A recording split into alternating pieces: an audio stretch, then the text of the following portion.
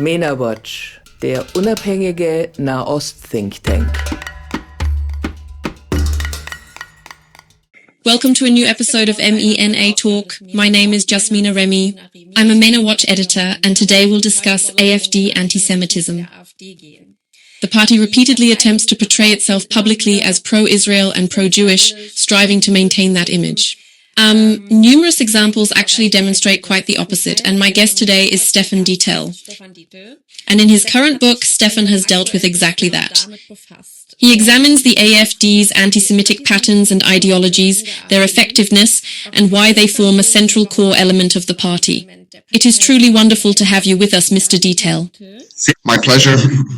Mr. Dietl, what specifically drove you to investigate the issue of anti-Semitism within the AfD so thoroughly? There were essentially two reasons for this.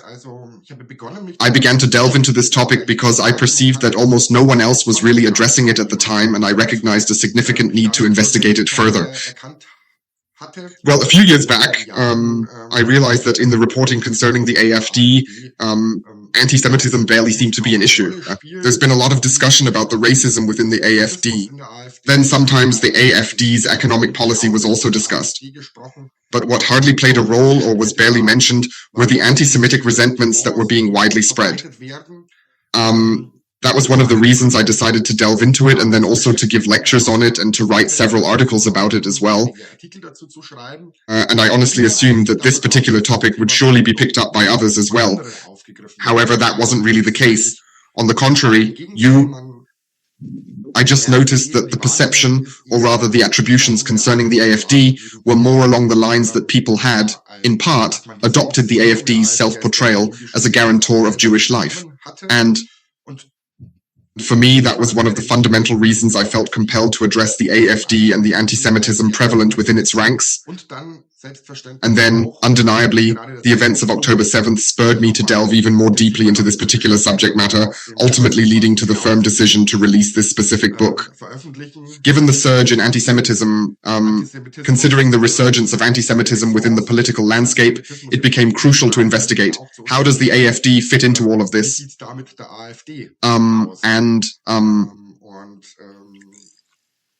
It was yet another significant motivation for me to delve into this topic and also to rectify this perception of the AfD, which frequently attempts to present itself as pro-Jewish. Before we delve into the details, how would you describe the three central arguments of your book?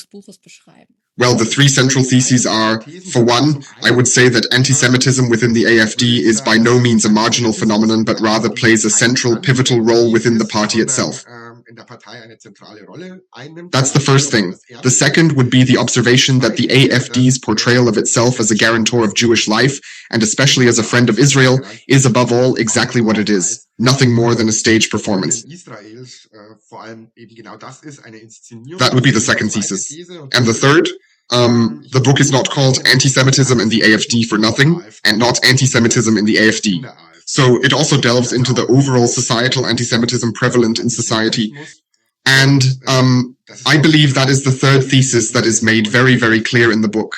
That the reason the AfD even manages to present itself as a protector of Jewish life is, among other factors, the failure of both the political left and the liberal public in addressing and identifying anti-Semitism.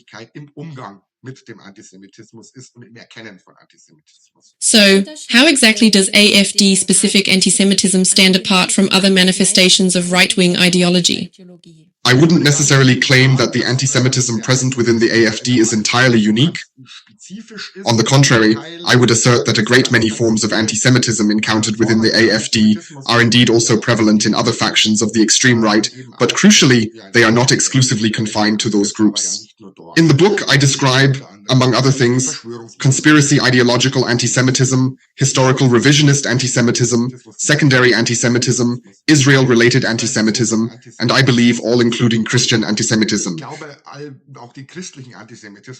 And I believe, of course, that all these forms are naturally present in one way or another, within other currents of the extreme right. What truly defines the AfD is its remarkable success in uniting diverse factions and various currents of the extreme right under the umbrella of this single political party. Thus, within this party, you'll discover a diverse range of groups, including Christian fundamentalists, Catholic traditionalists, Völkisch nationalists, and even national conservatives all brought together under one umbrella. The AfD is truly the first party in Germany to succeed in presenting itself as such a broad collective movement, and it's precisely from this that the AfD's anti-Semitism also emerges. Yes, it is drawn from various forms, from these different currents or movements within the party, and I believe that in a sense is precisely what makes the AfD what it is. However, there are certainly aspects that unify and bring together all these diverse currents and factions within the AfD party. And that, of course, primarily encompasses the conspiracy ideological notion, particularly conspiracy ideological anti-Semitism, which naturally is not exclusive to the AfD. However, it certainly finds a particularly potent and pronounced expression within that specific party in a very distinct manner. Could you possibly detail how anti-Semitism specifically presents itself in the party's daily political activities and various discussions? Yes, in many, many diverse ways. For one, naturally, it involves the persistent dissemination of anti-Semitic stereotypes and resentments across various social media platforms, as well as the pervasive proliferation of anti-Semitic imagery and other forms of visual hate. One instance where this became apparent to me, for example, was during the debate concerning Michael Friedman, who very explicitly positioned himself against the AfD and also declared he would depart the country if the AfD were to participate in governing. And the AfD's reaction to that, among other things, was a post, with a photo of Michael Friedman captioned with "The Eternal Friedman." It was quite a provocative statement. And you continuously observe this in repeated assaults on prominent figures within the Jewish community, frequently instigated by the AfD, targeting individuals such as Charlotte Knobloch, Annette Kahin, or the esteemed chairman of the Central Council of Jews in Germany. That it's consistently accompanied by such imagery. So that's, one level of it. However, where it becomes particularly evident is, naturally, in the previously mentioned conspiracy ideological anti-Semitism and how anti-Semitic resentments and stereotypes are consistently invoked within that context, which is really quite concerning. For example, when it comes to the main adversary of today's anti-Semitic conspiracy ideologues, the billionaire George Soros, where people often resort to using an image of him, describing him as someone who is eroding and dissolving nations and societies. This particular narrative highlights a deep-seated antagonism, fueling the conspiracy theories prevalent in current discourse and reinforcing a hostile portrayal. And when Alexander Garland or Björn Höcke speak of the Soros elites and Soros globalists, they are referring to individuals who are portrayed as incredibly influential, eroding nations and societies, and are entirely rootless, which, according to their narrative, is typical of globalists. This draws on classic anti-Semitic stereotypes cultivated for millennia. These carefully cultivated anti-Semitic stereotypes and images are deliberately evoked and called upon, resonating powerfully in the voter's consciousness. So anti-Semitism manifests itself in many, many different forms, including the repeated downplaying of anti-Semitic acts. We witnessed this during the 2019 attack on the synagogue in Halle, where AfD representatives felt compelled to trivialize it, portraying it as nothing more than the act of a deranged lone perpetrator who supposedly had no connection whatsoever to right-wing ideology or similar beliefs. They attempted to create this clear separation,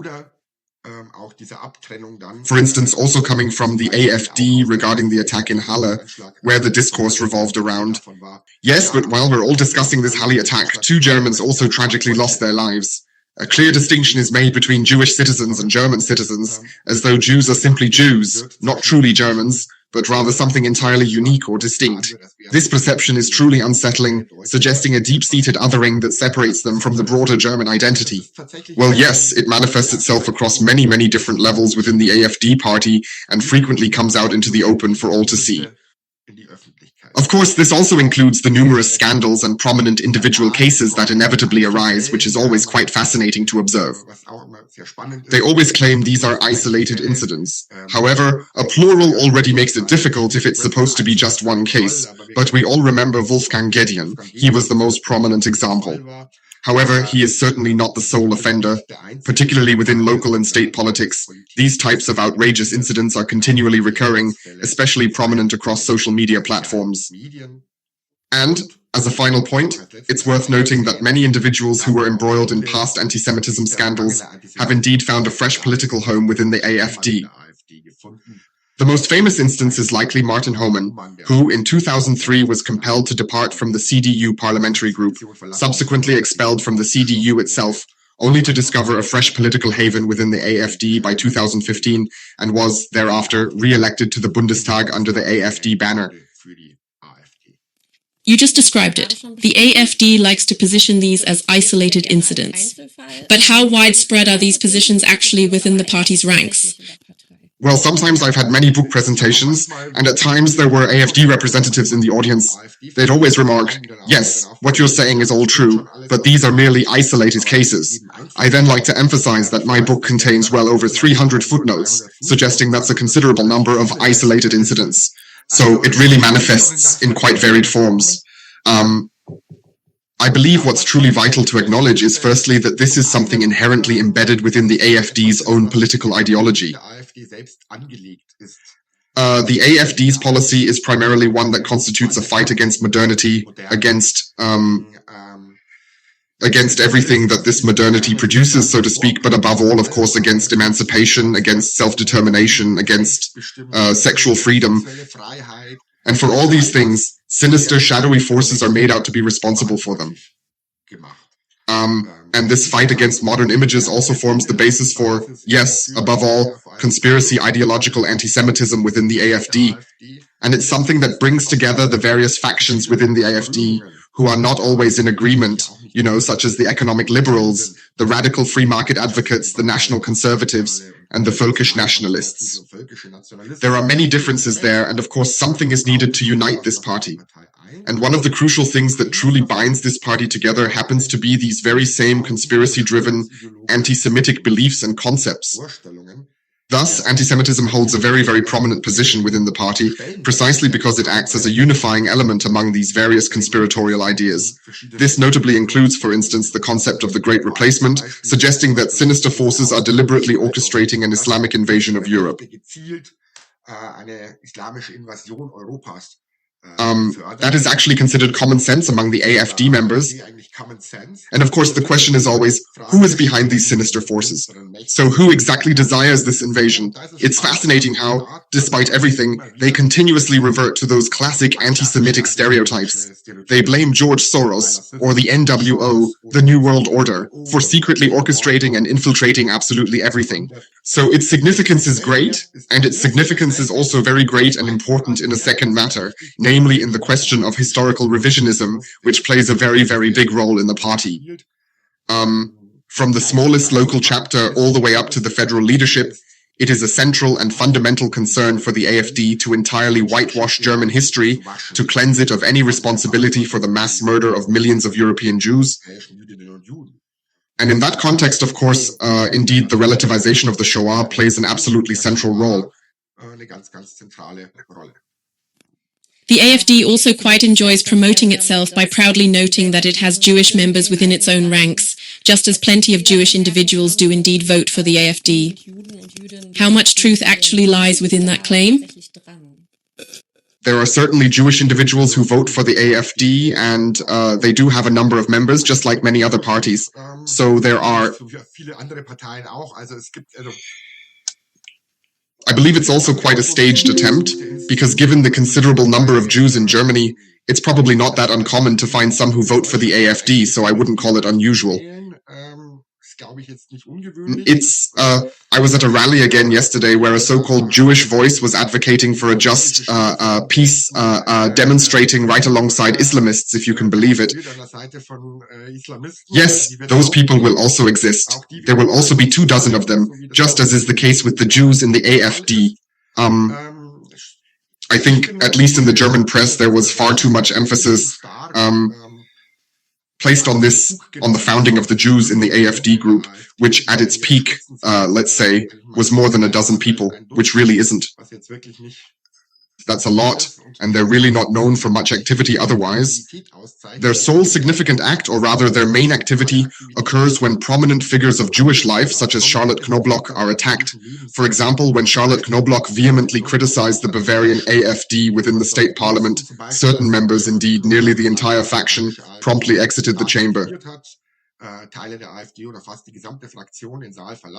It was primarily the Jews in the AfD who were first to post something about it, and they very strongly attacked Charlotte Knobloch.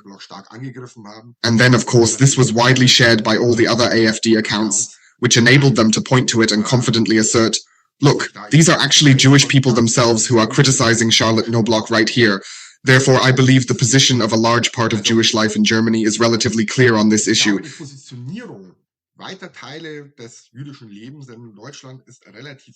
There are clear statements from the Central Council of Jews, which represents large parts of the Jewish community in Germany. There are official statements from essentially all the major organizations against the AfD, from the Jewish Sports Association to the Jewish Student Union, the Jewish Women's League, all the way to the Central Council of Jews. Almost all Jewish communities in Germany have positioned themselves against the AfD's co-option. So I truly believe one shouldn't be so easily fooled or misled by such tactics. But of course, there are Jewish individuals who do vote for the AfD, just as there are homosexuals within the AfD, and also transgender people within the AfD. The AfD also fields candidates who have immigrant backgrounds and similar origins, presenting them as part of their platform. However, it's crucial not to forget that the AfD is indeed a very heterogeneous party. So the AfD isn't just the NPD of the 90s, nor is it simply the Republicans. The AfD, however, is a melting pot, a gathering point for a variety of extremely right-wing currents, where many different people can find their political home. This includes someone like a market radical neoliberal such as Alice Weidel, who lives in Switzerland with her wife in a lesbian relationship. And it can also be a national conservative old-timer like Alexander Gorland, who probably doesn't think very highly of Alice Weidel's lifestyle at all.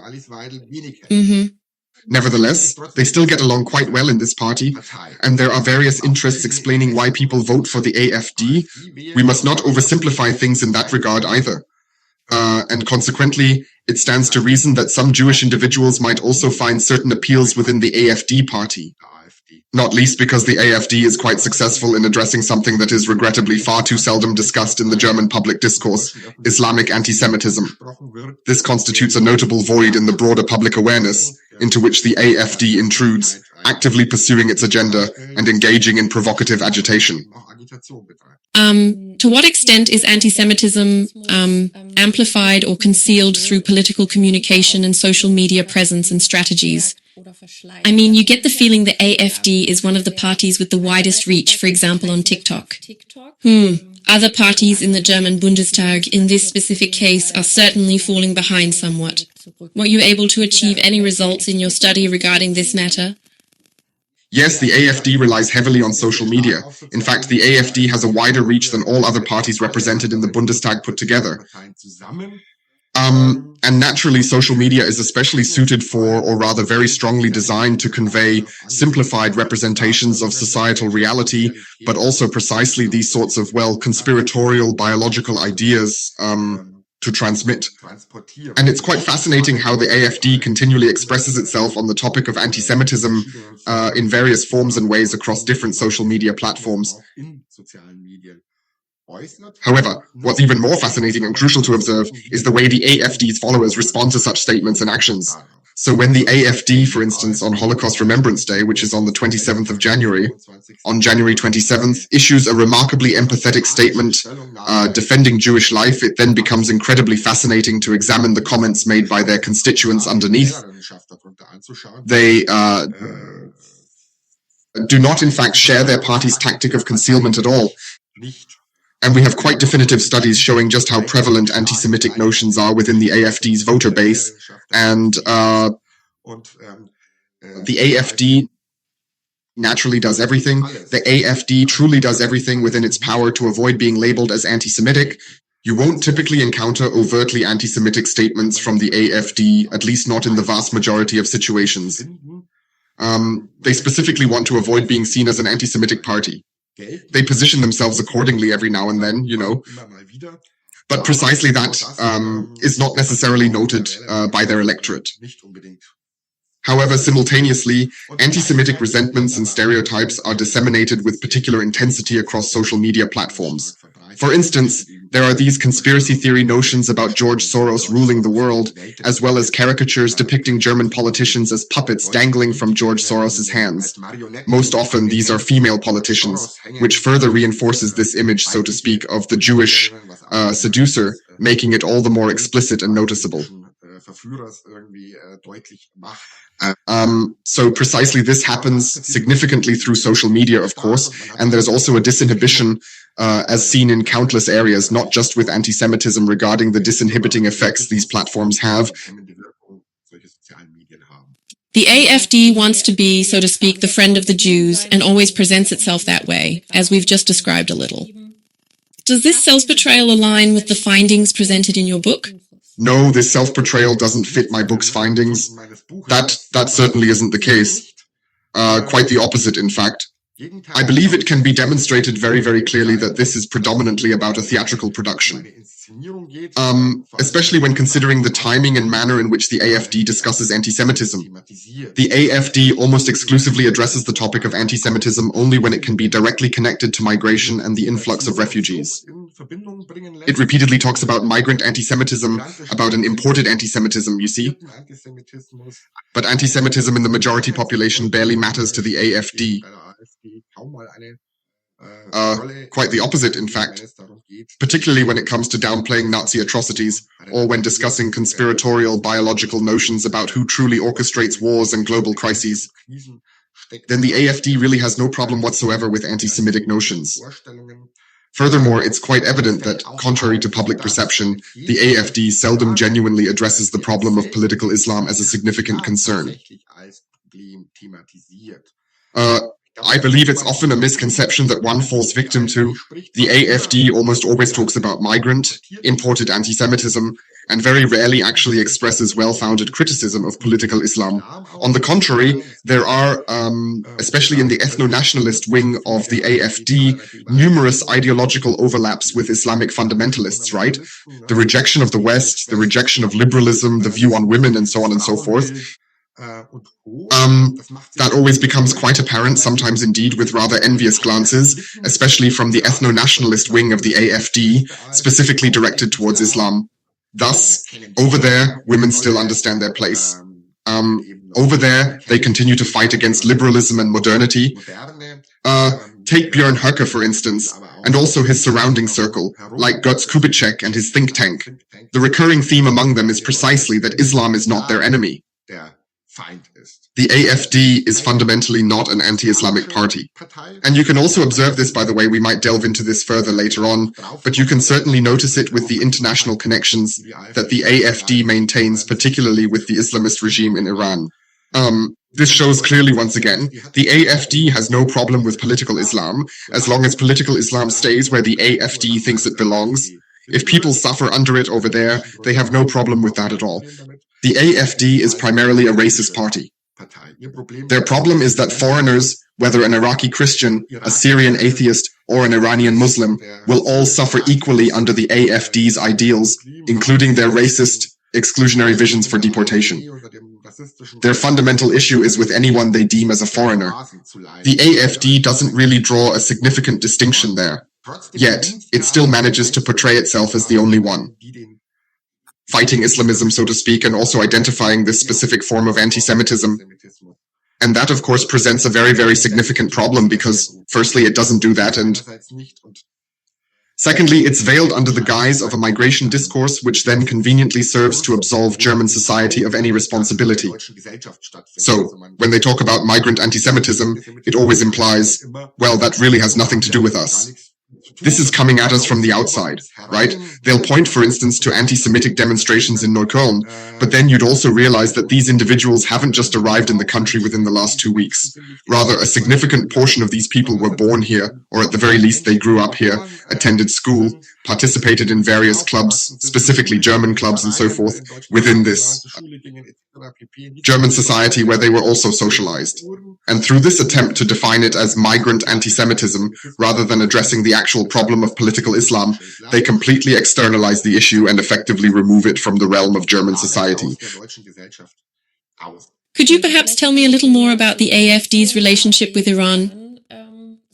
Yes, it is indeed quite interesting how the AfD consistently takes a stance concerning the Iranian regime, repeatedly clarifying its position. For instance, right at the onset of Russia's aggressive war, Tino Trupala, the AfD party leader, insisted that Germany absolutely must open negotiations with Iran concerning gas supplies.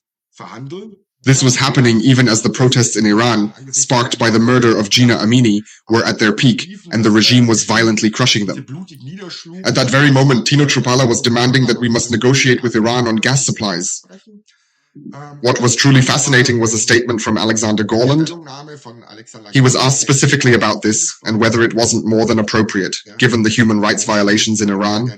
He then articulated his position very clearly in the Frankfurter Allgemeine Zeitung, stating, as the party's honorary chairman, or Eminence Grise, if you will, Islam is not inherently German, but it unquestionably belongs to many other nations. We really shouldn't interfere or take any particular stance on that matter whatsoever, should we? You hear similar things from the AfD time and time again. And the AfD actually always positions itself on the side of the Iranian regime whenever it comes under pressure. This also happened at the turn of 2018, when hundreds of thousands were protesting in Iran, and those protests were also brutally suppressed. There were also several press releases from the AfD where they sided with the regime, appeasingly called for both sides to calm down, and quite interestingly, warned of a refugee wave similar to the one from Syria. German politics has no business interfering there, they claim. They insist that Iran's legitimate government ensures regional stability. This is the clear stance taken by the AfD concerning the Islamist regime in Tehran, which persistently threatens Israel's destruction. So much for the AfD's solidarity with Israel when there's cooperation. Who seek its destruction, then there's not much of that solidarity left. The AfD's stance on the 12-day war was also quite unambiguous. They clearly aligned themselves with the ruling powers in that conflict as well. They said that the region should not be destabilized and so on and so forth. And it's no wonder that the AfD was therefore also the party that was the first. Well, not exactly the very first. Sarah Wagenknecht was even quicker, but immediately following her, Tino Trupala and the AfD emerged, vocally demanding a complete ban on all arms deliveries to Israel.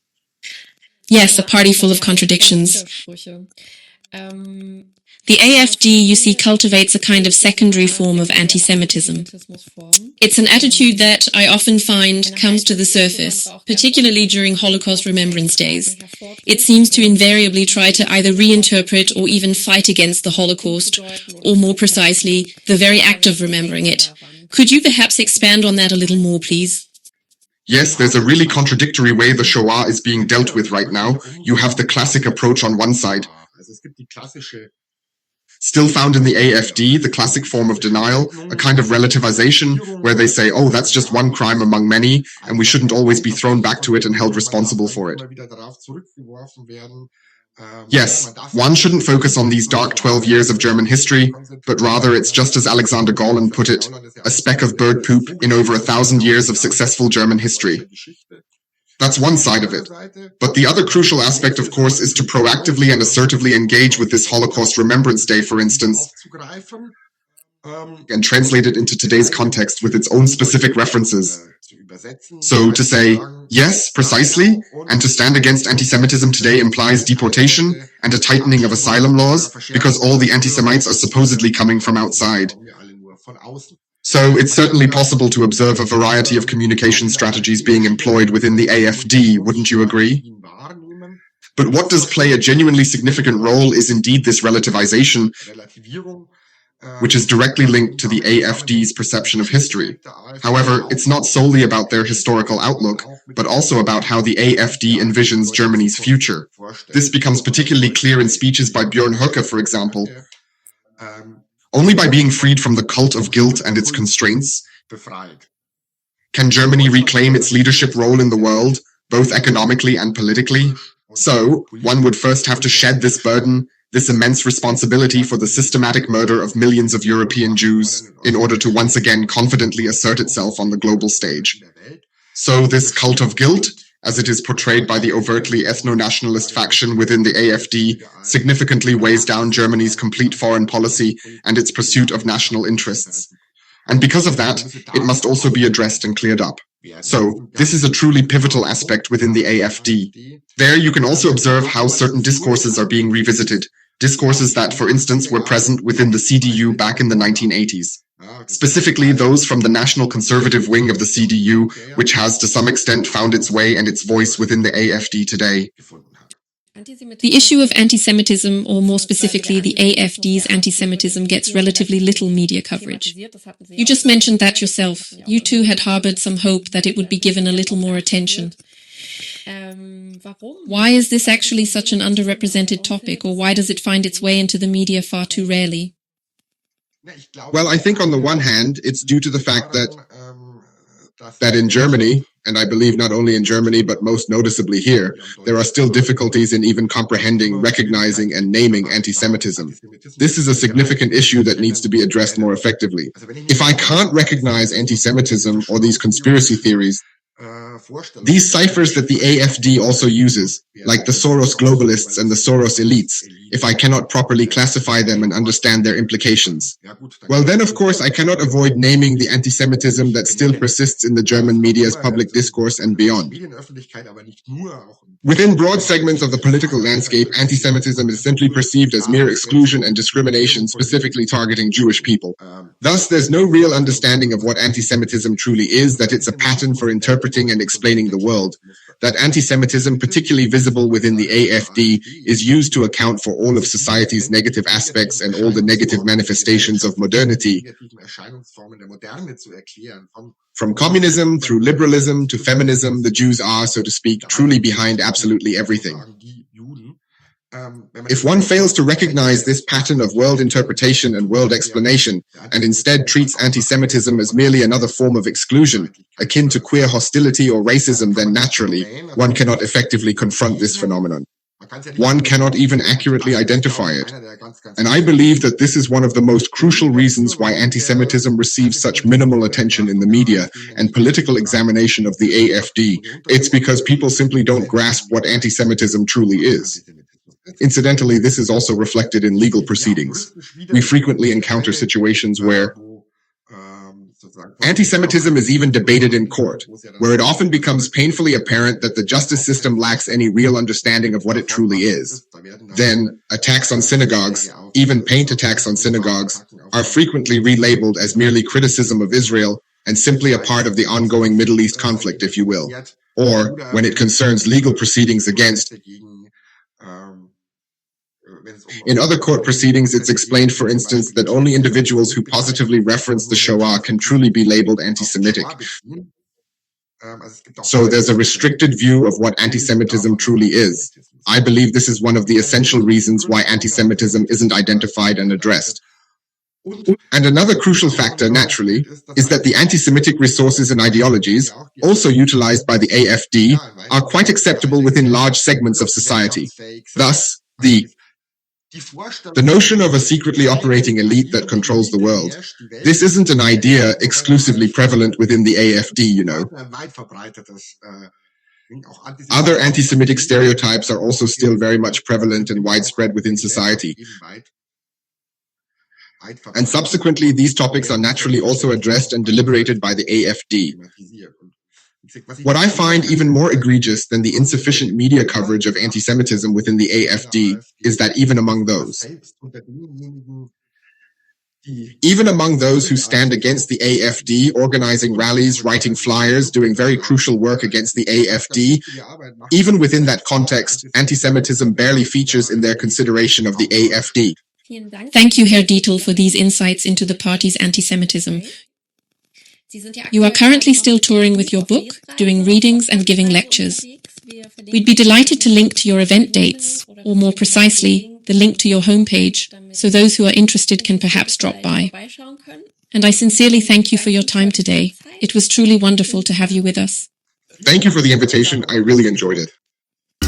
Mena-Watch, der unabhängige Nahost-Thinktank. Besuchen Sie auch unsere Website. Dort finden Sie täglich neue aktuelle Berichte und ausführliche wissenschaftlich fundierte Hintergrundanalysen zur Geschichte und Gegenwart der MENA-Region.